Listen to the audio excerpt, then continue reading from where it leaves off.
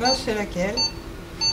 Alors, celle-là, je pense que vous êtes sur la plage aux Philippines.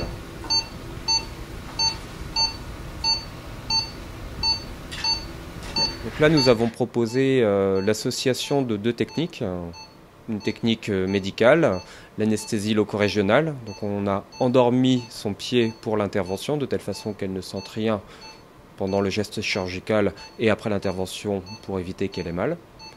Et comme cette patiente était fort stressée, je lui ai proposé de l'immerger dans une autre réalité le temps de l'intervention. Donc on a utilisé une technique qui est utilisée à but ludique habituellement, les casques de réalité virtuelle. Donc dès que la patiente a le casque sur elle, elle est plongée dans un autre milieu que le milieu hostile qui est le bloc opératoire. On peut proposer différentes choses. On peut proposer à la personne de voir effectivement des films. Dans ce cas-là, elle a l'impression d'être dans une salle de cinéma. Ou on peut leur proposer de se retrouver dans des endroits plus idylliques.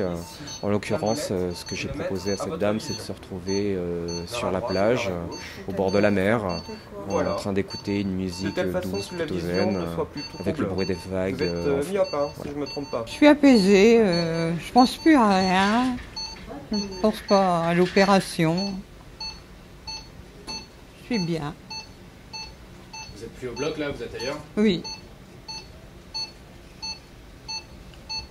C'est du matériel qui est utilisé exclusivement au bloc opératoire et nous faisons un protocole avec le service d'hygiène pour de telle façon qu'on puisse éviter les infections entre patients.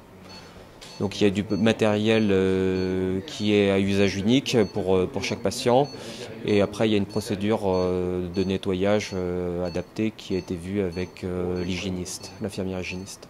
Ce protocole, je dirais, de réalité virtuelle s'inscrit complètement en fait dans cette démarche qui est de prendre en charge le patient, de l'informer en amont, de l'accompagner pendant l'intervention et de le suivre dans la durée. Ça permet en fait qu'il soit évidemment mieux informé, qu'il soit moins anxieux, qu'il soit finalement d'une certaine manière plus acteur de sa prise en charge, ce qui est démontré dans différentes études, permet en fait une rémission qui est probablement plus rapide pour le patient et en tout cas un séjour plus agréable. Donc il n'y a pas forcément besoin de beaucoup d'investissement pour pouvoir mettre en place en fait une meilleure prise en charge des patients et une amélioration, je dirais, de la prise en charge. Là, en l'occurrence, c'est un investissement qui est relativement modeste puisqu'en fait l'appareillage complet pour pouvoir prendre un patient en charge dans le cadre d'une intervention avec effectivement cette réalité virtuelle, ça tourne aux alentours des 1 000 €. C'est effectivement un budget, mais c'est évidemment atteignable pour un établissement tel que le nôtre.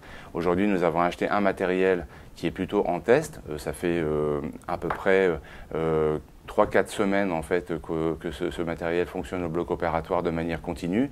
Et l'idée, c'est d'en acheter encore 2 ou 3 de plus, de manière à pouvoir offrir ça aux patients de manière plus simple.